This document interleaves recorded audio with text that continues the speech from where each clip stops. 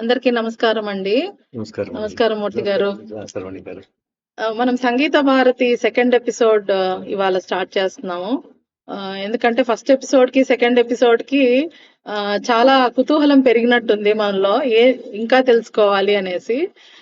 మనం లాస్ట్ ఎపిసోడ్‌లో మీరు మీ ఫ్యామిలీ గురించి, మీ నాన్న వాళ్ళు అందరూ ఎలా చేశారు, ఎలా సంగీతం మీ ఫ్యామిలీలోకొచ్చిందని చెప్పారు గానీ, ఇంటి పేరు చెప్పలేదు మీరు మూర్తి గారు.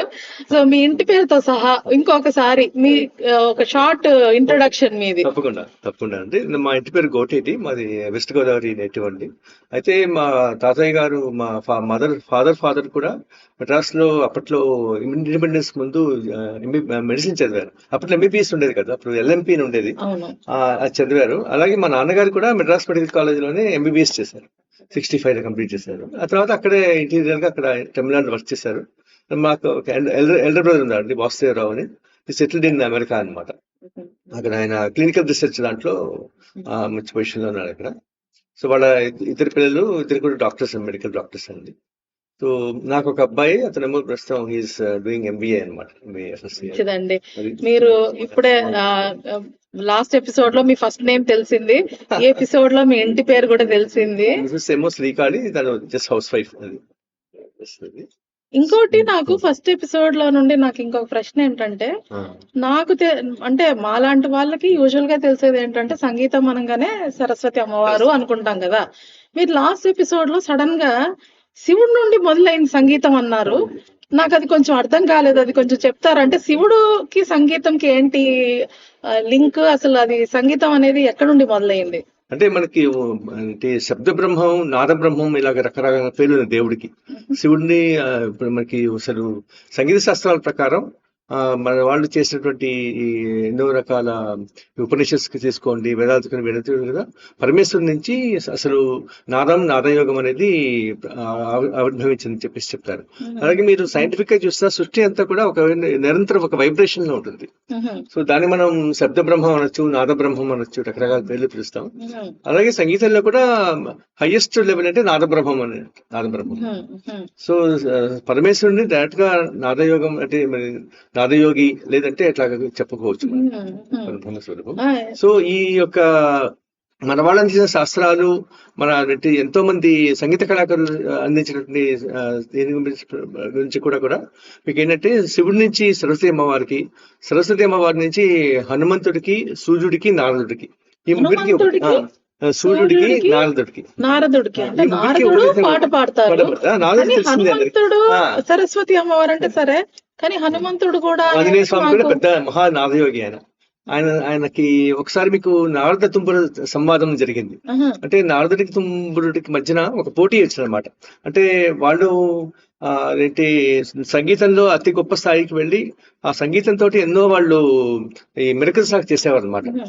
అంటే కొండల్ని కరిగించడం, లేదంటే వర్షాలు కురిపించడం, ఇట్లాంటివన్నీ ప్రకృతి మీద ఎన్నో ప్రయోగాలు చేసేవాళ్ళు వాళ్ళు. సో వీళ్ళిద్దరికి పోటీ పడి ఏమైందంటే, వీళ్ళు ఒకసారి మహావిష్ణువు దగ్గరికి అడిగారు, ఇట్లా మా ఇద్దరిలో గొప్పవాళ్ళు ఎవరు, మా ఇద్దరం కూడా సంగీతంలో ఇంత మేము తారస్థాయి చేస్తున్నాం అని చెప్పి. అప్పుడు ఆయన కాసేపు ఆలోచించి, నేను కాదు చెప్పేది దీనికి, మీరు ఆంజనేయ స్వామి అడగండి అని చెప్పారు ఆయన. అది మీకు బ్రీఫ్ గా మీకు హిస్టరీలో కనిపిస్తుంది ఈ స్టోరీ అంతా. సో అప్పుడు ఏమైందంటే, మీకు ఆయన ఆంజనేయ స్వామి దగ్గరికి వెళ్తారు. వెళ్ళిన తర్వాత వాళ్ళు నారదుని తుంబురుని కూడా కాసేపు వాయించమంటారు. సో వీళ్ళు వీణ మీద వాయించి తర్వాత పాటలు పాడి రకరకాల మీకు ప్రకృతి మీద ఎన్నో రకాల చేస్తారు, మిరకల్స్ చేస్తారనమాట. చేసేప్పుడు ఏమైందంటే, అప్పుడు ఆంజనేయ స్వామి ఏం చేస్తారంటే, నారదుడి దగ్గర వీణ తీసుకుని ఆ వీణ పైన ఉన్నటువంటి మెట్లు ఉంటాయి, ఫ్రెట్స్ అంటాం మనం, ఆ మెట్లని తీసేసి ఇప్పుడు వాయించని చెప్తే వాళ్ళిద్దరు వాయించలేకపోతారు. అప్పుడు ఆంజనేయ స్వామి వాయించి చూపిస్తారు. అది అందుకే మీకు చూడండి, మీకు ఈ హనుమత్ వీణ అని ఉండేది, అది ఉంది.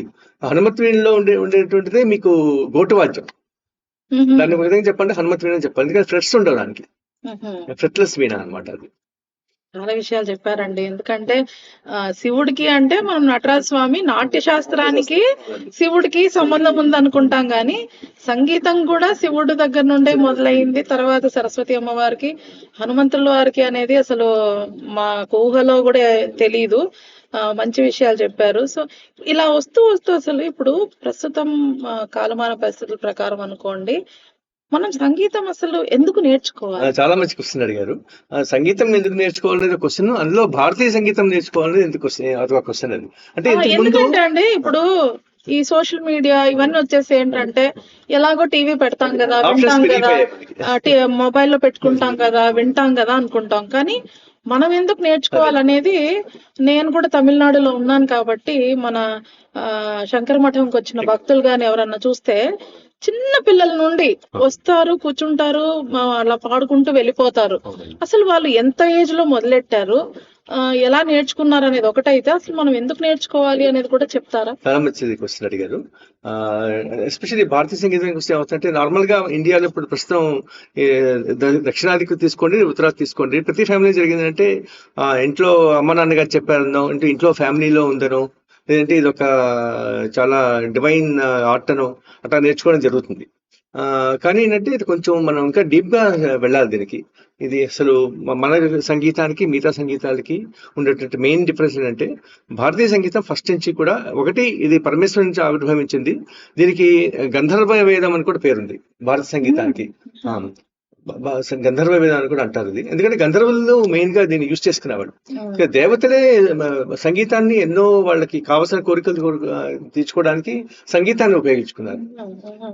తర్వాత ఏమైందంటే మీకు గంధర్వ వేదం ఉంటుంది. అలాగే భారతీయ సంగీతంలో కూడా మీకు ఫస్ట్ నుంచి కూడా మీకు మార్గీయ సంగీతం అని, దేశీయ సంగీతం 2 రకాలు చెప్పారు. అంటే మార్గీయ సంగీతం అంటే పూర్తిగా ఇంకా ఆధ్యాత్మికం అనమాట, స్పిరిచువల్. ఇంకా అది అంటే మనిషిని అంతర్ముఖం చేసి మనిషిని ఆత్మస్థాయికి దాకా తీసుకెళ్లేటువంటి శక్తి సంగీతానికి ఉంది. సో దానికి మార్గీయ సంగీతం అంటారు. ఇలా ఎంటర్టైన్మెంట్ కోసం మిగతా వాటి కోసం యూజ్ చేసేటువంటిది దేశీయ సంగీతం. మీరు సంగీత రత్నాకరణలో కూడా ఇదే మాట చెప్తారు. అప్పటే మీకు ఇది ఉండేది, ఈ 2 వెర్షన్స్ ఉండేవి, మార్గీయ సంగీతనే దేశీయ సంగీతనే ఉండేది. అలాగే మీకు నార్త్ లో మందిర సంగీతం కూడా అనేవారు. ఫస్ట్ మన సంగీతం ఎక్కువ టెంపుల్స్ లోనే, గుళ్ళలోనే స్టార్ట్ అయ్యేదాన్ని, గుళ్ళలోనే ఎక్కువ యూజ్ చేసేవారు. అలాగే మీకు భారతీయ సంగీతం అనేది ఇది ఏదో మనకి వారం రోజులకో 10 రోజులకో నెలకో ఒకసారి వినేటువంటిది కాదు.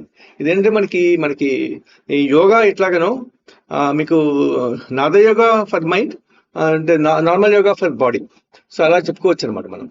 సో ఇదేం చేస్తుంటే మనిషిని ప్రతిరోజు మనం దీన్ని ప్రాక్టీస్ చేస్తుంటే ఒక మీకు మంత్ర సాధన లాగా అనమాట.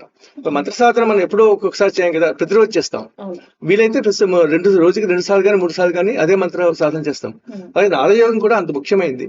అలాగే మీరు మన ఇండియన్ కల్చర్ తీసుకుంటే అసలు సంగీతం లేనటువంటి ఒక పండగ కానీ ఒక ఈ సన్నివేశం కానీ ఉండేది కాదు ఇంతకు ముందు. ఇప్పుడు రోజులు మారిపోయాయి అనుకోండి, మీరు ఏ పూజ చేయండి, మీకు ఏ వ్రతం చేయండి, ఏం చేయండి, దాంట్లో ఎవరో ఒకరు సంగీతం పాడటము, అంటే మీకు ఆ నాదాన్ని ఉపాసించడం అనేది ఉండేది. ఇప్పుడైతే రోజు అది ఇప్పుడు కాల పరిస్థితుల వల్ల తగ్గిపోయింది అనుకోండి. సో ఇంకోటి ఏంటంటే, మనిషిని ఎప్పుడైతే మీకు రెగ్యులర్ గా ఈ సాధనలాగా చేయడం వల్ల మనిషిని ఆత్మస్థాయికి తీసుకెళ్తుంది. ఇది మెయిన్ ఎయిమ్ అనమాట భారతీయ సంగీతంలో. సో అలాగే మీకు అసలు రాగా సిస్టమ్ అనేటువంటిది ఎప్పుడు వచ్చింది అనేది మనం చూసుకుంటే, ఒక బెంగాలీ ఒక మ్యూజిషియన్ ఒక ఆవిడ ఉన్నారు, పెద్ద ఆవిడ, చాలా మీకు నేమ్ చెప్తాను మీకు.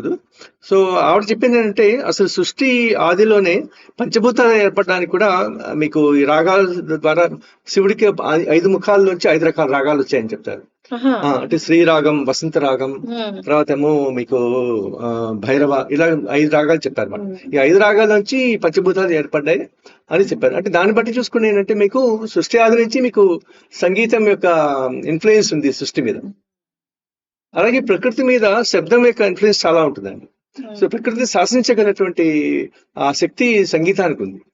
అది ఎవరు ప్రూవ్ చేశారంటే, మీకు చూడండి, మీకు తాన్సేన్ మీరు ఆయన హిస్టరీ చదువుతుంటే ఆయన దీపక రాగం పాడి ఆ ప్యాలెస్ లో దీపాలన్నీ వెలిగించారని చెప్పి చెప్తారు. అలాగే ఆయన ఆ వేడికి ఆయన ఒళ్ళు కాలిపోతుంటే ఆ శరీరం కూల్ అవ్వడానికి వాళ్ళ సిస్టర్స్ ఇద్దరు వచ్చి మేఘమల్హార్ పాడి వర్షం కురిపించి ఆయన్ని చల్లబరిచారని, అది ప్రాక్టికల్ జరిగింది చెప్తారు. అది అంటే అదే ప్రాక్టికల్ గా జరిగింది అని మీకు తెలుసు. మా పోటీ వాళ్ళకి ఏం తెలుసు అంటే, శంకరాభరణం మూవీలో నాదోపాసన చేసిన వాడని అని పాడి దీపాలన్నీ వెలిగించడము, ఆ వర్షాలు పడ్డము, ఇవి చూసామంటే ఇవన్నీ ఒరిజినల్ ఎక్కడో జరిగినవే అలా మూవీస్ కింద చూపించారు అనుకుంటా. అలాగే మీకు చూడండి త్యాగరాజ స్వామి ఒకసారి దక్షిణాదినే మీకు చాలా అక్కడ కరువు కాటకాలు వచ్చేసి మీకు పంటలు అవి పండక చాలా ఇబ్బంది పడుతుంటే ఆయన అమృత వర్షిని పాడి వర్షం కురిపించారు. అది నిజంగా జరిగాయి ఇవన్నీ కూడా. మీకు నాదయోగం మీద సంగీతం మీద మీకు ఎన్నో రకాల ప్రయోగాలు చేసి దాన్ని ప్రూవ్ చేసిన వాళ్ళు ఎంతో మంది ఉన్నారు. అయితే కొంతమంది బయట కనిపిస్తున్నారు, కొంతమంది కనిపించట్లేదు. ఇప్పుడు దానికి ఒక ఎగ్జాంపుల్ చెప్పాలంటే మనకు ఋషికేశ్వర స్వామి శివానంద ఉండేవారు. ఏంటి ఆయన శిష్యుడు స్వామి నాద బ్రహ్మానంద అని ఒక ఆయన ఉన్నారు. ఆయన మీకు ఏంటి ఈ మధ్యనే ఉండేవారు. ఆయన మీకు ఏమంటారంటే సమాధి అయ్యి ఒక 20 years అయి ఉంటుంది అంతే. నేను ఒకసారి అక్కడికి ఋషికేశ్ ఆశ్రమానికి వెళ్ళినప్పుడు అక్కడ సిడీలో ఆయన చూసాను అనమాట. ఆయన గొప్పదనం ఏంటంటే మీకు ఆయన బెనారస్ హిందూ యూనివర్సిటీలో మ్యూజిక్ ప్రొఫెసర్ చేసేవారు. స్వామి శివానంద వర్క్స్ అవి నచ్చి ఆయన అక్కడికి వెళ్ళి సెటిల్ అయిపోయారు, శివానందతో పాటు ఉండిపోయారు. ఆయన సన్యాసం తీసుకుని ఆ సంగీతంలో ఆయన ఎంత గొప్ప స్థితికి వెళ్ళారంటే కెనడాలో ఒక సైంటిస్టుల ముందు, రీసెర్చ్ సైంటిస్టుల ముందు కూర్చుని హార్ట్ బీట్ ఆపేసి 40 నిమిషాలు తబలా వాయించారు. Heart beat 0. ఆయనకి అన్ని ఈసీజీ ఇవన్నీ కూడా కనెక్ట్ చేశారు వాళ్ళు చేసి. ఆయన అలాగే ఉన్నారు. ఆయన 45 minutes తబలా వాయించారు. అంటే హార్ట్ బీట్ ఏమైంది, ప్రాణం ఎక్కడికి పోయింది. సో నాదయోగంలో అలాంటి స్థితికి వెళ్ళారు ఆయన. అలాగే ఆయన బ్లడ్ ప్రెషర్ మీద కూడా ఎన్నో ఆయన చూపించేవట. ఎక్కువ చేసి తక్కువ చేసి ఆయనకేం కాకుండా అనమాట. సో ఇలాంటి మహాత్ములు ఎంతో మంది ఉన్నారు. అలాగే ఏంటంటే మీకు భారతదేశంలో మనకుండే అదృష్టం, సృష్టి ఆది నుంచి కూడా ప్రతి టైంకి టైం టు టైం మీకు అవసరమైనప్పుడల్లా ఎవరో ఒకరు నాదయోగి పుడుతూనే ఉన్నారు మన దేశంలో. మీరు చూడండి, ఫస్ట్ మనకి 1000 years బిఫోర్ మనకి ఏం జరిగాయి మనకి పెద్దగా హిస్టరీలో లేదు. కాకపోతే ఈ మధ్య మీద చూస్తే చూడండి, మనకు 13th centuryలో వీళ్ళందరూ వచ్చారు. స్వామి హరిదాస్ తాన్సే అని వీళ్ళందరూ వచ్చారు.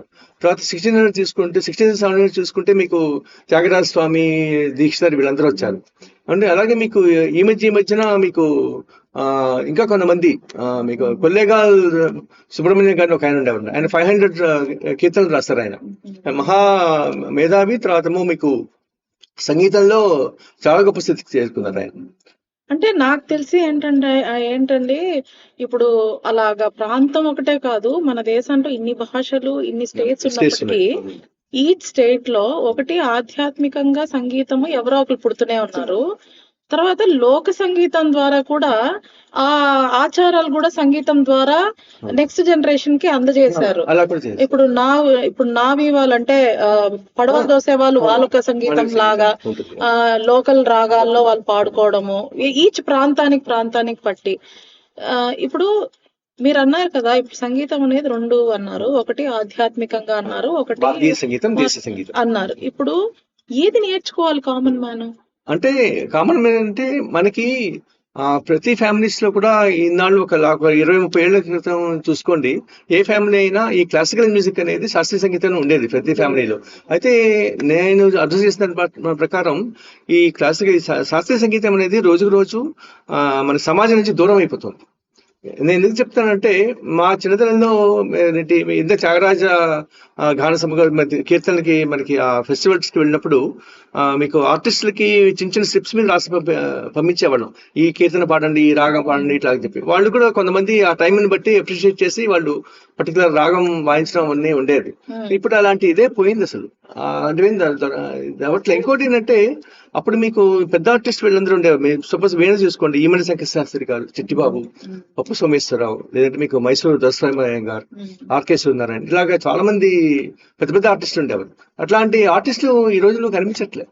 అంటే ఆర్టిస్టులు అనే కాదండి, ఇప్పుడు నేను ఆలోచించేది మా నార్మల్ ఒక మిడిల్ క్లాస్ ఫ్యామిలీలో మాకు సంగీతం చెప్పేవాళ్ళు అందుబాటులో కూడా ఉండట్లేదు. ఎందుకు చెప్తున్నానంటే, నేను ఒక 3 ఏళ్ళు శాస్త్రీయ సంగీతం, కర్ణాటక మ్యూజిక్, వోకల్ నేర్చుకున్నానండి. కానీ ఆ 3 ఏళ్ళు నేర్చుకున్న తర్వాత నెక్స్ట్ స్థాయికి నేర్చుకోవాలన్నప్పుడు నాకు చెప్పేవాళ్ళు లేరు. నేను పెరిగింది ఒక చిన్న టౌన్ లో. కానీ ప్రాంతం బట్టి అవైలబిలిటీ ఉంటుంది. ఇప్పుడు మనం ఎగ్జాంపుల్ కింద తీసుకుంటే, ఇప్పుడు మీరు వెస్ట్ బెంగాల్ అన్నారు. వెస్ట్ బెంగాల్లో ఏంటంటే ప్రతి ఇంట్లో హార్మోనియము, ప్రతి ఇంట్లో ఒక తబలా ఉంటుంది. పొద్దున ఒక 6ంటికి మీరు ఇలా వీధిలో నడుస్తే ప్రతి ఇంట్లో నుండి సరగమ వినిపిస్తూనే ఉంటుంది. కానీ అదే మనం వేరే వేరే ప్రాంతాలకి, అంటే ఇది ఒకటి వెస్ట్ బెంగాల్ నేను చూసింది, తర్వాత తమిళనాడు నేర్చుకుంటారు కంపల్సరీగా. కానీ తమిళనాడులో కూడా ఎలా అయిపోయిందంటే ఈ మతస్థులు లేదంటే దీంట్లో కూడా మరి ఇంకా సబ్సెక్ట్ వీళ్ళే నేర్చుకుంటారు, వాళ్ళే చేస్తారనేలాగా బైసెక్ట్ అయిపోయింది అక్కడ. తర్వాత వారణాసిలో ఎందుకంటే ఈ నార్త్ ఇండియన్ సంగీతం అంతా కొంచెం ఘరానాస్ ఉన్నాయి కాబట్టి అక్కడికి వెళ్ళి నేర్చుకునే వాళ్ళు ఉంటారు. కానీ ఒక నార్మల్ గా ఇప్పుడు స్కూల్లో మ్యూజిక్ టీచర్ అంటారు, ఇప్పట్లో స్కూల్లో మ్యూజిక్ టీచర్ వోకల్ నేర్పించట్లేదు ఎవరు. ఏంటంటే ఒక గిటారు ఒక పియానో ఇది నేర్పిస్తున్నారు. ఇప్పుడు సంగీతం టీచర్స్ అవైలబిలిటీ కూడా లేనప్పుడు ఎలా నేర్చుకుంటాము అనేది కూడా ఒక ప్రశ్న కింద వస్తుంది. ఇప్పుడు ఆ స్థాయికి వెళ్ళాలంటే ఎక్కడ నుండో స్టార్ట్ చేయాలి. ఇప్పుడు ఒకళ్ళు వీణ నేర్చుకుంటారు, ఒకళ్ళు ఇది నేర్చుకుంటారు, అది స్కూల్ అయిన తర్వాత నేర్చుకోవాల్సి వస్తుంది. కానీ స్కూల్లోనే నేర్పించేటట్టు అయితే మన ఇప్పుడు విశాఖ హరి గారు ఎలా అయితే హరికథ స్కూల్ పెట్టారు, చాలా మంది అమ్మాయిలకి హరికథ చెప్పడం నేర్పిస్తున్నారు. అలా ఒక స్కూల్ పెట్టారు, నేర్పిస్తున్నారు. ఆ ప్రాంతం వాళ్ళకి అదృష్టము, వాళ్ళు వెళ్తున్నారు. మిగతా వాళ్ళంతా ఎలా నేర్చుకుంటారు అనేది మాకు తెలియదు. అంటే ఇప్పుడు మనకి ఇట్లాగా అంటే మీరు ఐసోలేషన్ వచ్చేస్తుందండి ఈ సబ్జెక్ట్ కి. అందుకని ఏం చేయాలంటే ఇప్పుడు మాస్ కోచింగ్ అనేది పెట్టుకోవాలి. ఎందుకంటే భారతీయ సంగీతం అనేది ఇది దినచర్యలో ఒక భాగం. ప్రతిరోజు మనం సంగీతాన్ని వినాలి, సంగీతాన్ని ప్రాక్టీస్ చేయాలి. దానివల్ల ఎన్నో మీకు మంచి జరుగుతుంది. అంటే అటు సొసైటీకి జరుగుతుంది, మనిషికి జరుగుతుంది. నేను ఎందుకు చెప్తానంటే ఈ మాట, ఒక చైనీస్ రీసెర్చర్ ఉన్నారండి. ఆయన మొత్తం ప్రపంచంలో ఉండే అన్ని శాస్త్ర సంగీతాల మీద ఆయన బాగా రీసెర్చ్ చేశారు. ఆయన ఒకటే మాట చెప్పారు, మీకు ఈ సప్తస్వరాలు ఎస్పెషల్లీ భారతీయ సంగీతంలో సప్తస్వరాలు ఎంత ముఖ్యమైందంటే, షడ్జమం కనుక మీకు కొంచెం తప్పు పాడితే, ఆ స్వరస్థానం కొంచెం తప్పు పాడితే మీకు సొసైటీలో అలజడి వస్తుందట. అంటే రిషభం కనుక తప్పు పాడితే రాజు అహంకారి అవుతాట. అంటే గాంధారం కనుక తప్పు పాడితే మీకు ప్రకృతిలో వర్షాలు అవి ఆగిపోతాయట. ఇలాగా సప్తస్వరాల యొక్క ఎఫెక్ట్ సృష్టి మీద ఎట్లా ఉంటుందో ఆయన రీసెర్చ్ చేసి చెప్పాడు ఆయన. అందుకనే మీరు వెస్టర్న్ మ్యూజిక్ తీసుకోండి, ఇండియన్ మ్యూజిక్ తీసుకోండి, ఆ స్వరస్థాన స్వచ్ఛతకి అంత ముఖ్యమైనది ఇస్తారు. ఎందుకంటే అది ఎంత మీరు ప్రిసైజ్ గా మన స్వరస్థానాన్ని ప్రాక్టీస్ చేస్తే మనిషి మీద అందరి మీద అంతటి మంచి ఎఫెక్ట్ పడుతుంది. అందుకే మీకు పూర్వకాలంలో చూస్తే గురువు గారితో పాటు ఒక 15-20 సంవత్సరాలు బాగా ప్రాక్టీస్ చేసి గురువు గారు అప్రూవ్ చేస్తేనే కచేరీ ఇచ్చేవారు. ఇప్పుడు 30 రోజుల్లో హిందీ భాషలాగా అయిపోయింది సంగీతం కూడా. ఇప్పుడు ఎప్పుడు మా వాడు కచేరీ ఇస్తాడు, జాయిన్ చేసిన నెక్స్ట్ డే అడుగుతారు, మా అబ్బాయి కచేరీకి ఎప్పుడు వస్తాడు, అరంగేట్రం ఎప్పుడు చేస్తాడు. కానీ అది కరెక్ట్ పద్ధతి కాదు. ఎంతో సాధన చేసి మనం దీన్ని పూర్తిగా దీనిపైన మనం ఏమంటారంటే ఒక సాధన వచ్చింది అని చెప్పి అనుకున్న తర్వాత అప్పుడు దానికి పబ్లిక్ పెర్ఫార్మెన్స్ అనేది దానికి వెళ్ళాలి. ఎందుకంటే ఇది శబ్దం అనేది సొసైటీని, నేచర్ని కూడా బాగా ఇన్ఫ్లుయెన్స్ చేసేటువంటిది. ఈ ఎపిసోడ్ ద్వారా యాక్చువల్ గా చాలా తెలుసుకుంటామేమో అనుకున్నాం, తెలుసుకున్నాము. కానీ ఐ థింక్ ఇంకా చాలా థాట్స్ లో పడేసినట్టున్నారు మమ్మల్ని. ఎందుకంటే ఓహో ఇలా చేయాలి, దినచర్యలో రావాలి, అమ్మో సొసైటీ అంతా నేర్చుకోవాలంటే, అంటే ఇది కూడా ఒక ప్రొఫెషన్ కింద తీసుకోవచ్చు అనేది చాలా క్వశ్చన్ మార్క్స్ తో వదులుతున్నారు ఈ ఎపిసోడ్ లో. మీరు ఏంటంటే ప్రొఫెషనల్ గా తీసుకుంటే దానికి మనం ఎంత ఫాస్ట్ గా నేర్చుకున్నాం, దాంట్లో మనకి ఎంత డబ్బులు వస్తాయి, ఎంత మనకి పాపులారిటీ వస్తుంది, ఇలా వెళ్ళిపోతుందండి. ఇది ఏం చేయాలంటే మనకి ఒక స్పిరిచువల్ సాధన కింద తీసుకోవాలి మనకి భారతీయ సంగీతాన్ని. ఎందుకంటే దీంట్లో సృష్టి ఆది నుంచి కూడా ఇంచుమించు మీకు ఒక 100 సంవత్సరాల ముందు కూడా ఎవరిని తీసుకోండి, వాళ్ళందరూ కూడా అది పూర్తిగా ఆధ్యాత్మికం కోసమే మన భారతీయ సంగీతాన్ని యూజ్ చేశారు. దీన్ని ఎప్పుడు కూడా మీకు ధనార్జన కోసమో పేరు కోసమో కమర్షియల్ ఆస్పెక్ట్ లో వాళ్ళు చూడలేదు. కానీ స్కూళ్ళలో నుండి నేర్పించడం అంటే ఆ బేస్ నుండి స్టార్ట్ అవుతే అప్పుడు పిల్లలకి వాళ్ళకు కూడా దాంట్లో ఇంట్రెస్ట్ ఉందా లేదా అని తెలుస్తుంది. దీనికి ఏం చేయాలంటే ఇది మీకు స్కూల్స్ లో యోగా ఎట్లా అయితే పెట్టి మనకి మోడీ గారు ఇట్లా నేర్చుకోవాలని చెప్తారో, అది సంగీతం కూడా. ఎందుకంటే మైండ్ ని బాడీని కూడా ఎఫెక్ట్ చేస్తుంది సంగీతం. ఎందుకంటే సంగీత రత్నాకరణలో ఒక మాట చెప్పారండి ఆయన మీకు సారంగ దేవుడు ఆయన కాశ్మీర్ నుంచి అప్పుడు మీకు 800-900 సెంచరీ జరిగేటువంటి మీకు అటాక్స్ వల్ల ఆయన మహారాష్ట్ర వచ్చేసారు. మహారాష్ట్ర వచ్చిన తర్వాత ఆయన సంగీత రత్నాకరణ రాశారు అక్కడ మహారాష్ట్ర కూర్చొని. సో అప్పుడు ఏమైందంటే ఆయన ఆయుర్వేదిక్ డాక్టర్ బేసిక్ గా ఆయన ఏమన్నారంటే ఆయన కూడా యోగాలో గొప్ప స్టేజ్కి వెళ్ళినవారు. సో ఆయన ప్లస్ సంగీతంలో ఆయన సామ్రాట్ అనమాట. ఆయన ఏం చెప్పారంటే మనిషికి మీకు ఇడా పింగళ నాడి ఉంటుంది, సుషుమ్న నాడి పక్కన. సో ఈ ఇడా పింగళ నాడి పక్కన ఇంకా 22 ఉన్నాయి, నర్వ్స్ ఉన్నాయి. సో వీటికి రకరకాల పేర్లు ఉన్నాయి, అన్ని మీకు ఒక సెపరేట్ ఎపిసోడ్ లో చెప్తాను. సో ఇవి ఈ సంగీతంలో ఉండేటువంటి ఆ స్వరస్థలాలు మనకు కరెక్ట్ గా పాడినప్పుడు, మనం ఒక ఇన్స్ట్రుమెంట్ మీద వాయించినప్పుడు ఇవి రెస్పాండ్ అవుతాయి. ఆ రెస్పాన్స్ వల్లనే మన బ్రెయిన్ కి ఆ యొక్క సౌండ్ వెళ్తుంది. మీకు అందుకే చూడండి, మీకు సంతూర్ గానీ సితార్ గానీ వాళ్ళు వాయిస్తుంటే మనిషిలో ఒక రకమైనటువంటి వైబ్రేషన్, భావన కలుగుతుంది. అది ఎందువల్ల వస్తుందంటే ఆ ఫ్రీక్వెన్సీ మన ఉండేటువంటి నర్వ్స్ ఒకటే వేవ్ లెంత్ లో ఉన్నప్పుడు జరుగుతుంది, ఒకే ఫ్రీక్వెన్సీలో ఉన్నప్పుడు స్ట్రక్ అవుతుంది. చాలా విషయాలు తెలియజేశారండి ఎపిసోడ్ ద్వారా. ఇంకా ఇంకా చాలా మాట్లాడుకోవాలని ఉంది, కానీ మనం వచ్చే ఎపిసోడ్ లో ఇంకా డీటెయిల్ గా చేద్దాము. మీరు ఎవరెవరైతే ఈ ఛానల్ ని ఫాలో అవుతున్నారో మీ కామెంట్స్, అంటే మీకు తెలిసినవి మీ కామెంట్స్ కూడా మాకు అందజేయండి. ఇంకొక చిన్న విషయం అండి, ఇప్పుడు అంటే మనం సృష్టి ఆది నుంచి ఎంతో మంది నాదయోగులు పుట్టుకుంటూ అప్పటికప్పుడు వచ్చి దాని నాదయోగాన్ని తిరిగి సమాజానికి అందిస్తూ వచ్చారని అనుకున్నాం కదా. సో దాంట్లో ప్రస్తుతం ఉండే ఆయన గణపతి సత్యనారాయణ స్వామి వారు, ఆయన మహానాదయోగి ఆయన. అవునండి, ఎందుకంటే ఆయన చేసినటువంటి మీకు క్యూర్ అసలు మనం మాటలే చెప్పలేం అనమాట. మీరు ఎమోషనల్ అవుతున్నారు, అర్థమవుతుంది. దీని గురించి మరి కంటిన్యూ చేసి డీటెయిల్ గా మాట్లాడుకుందాము. గురుభ్యో నమః. నమస్కారం అండి అందరికి.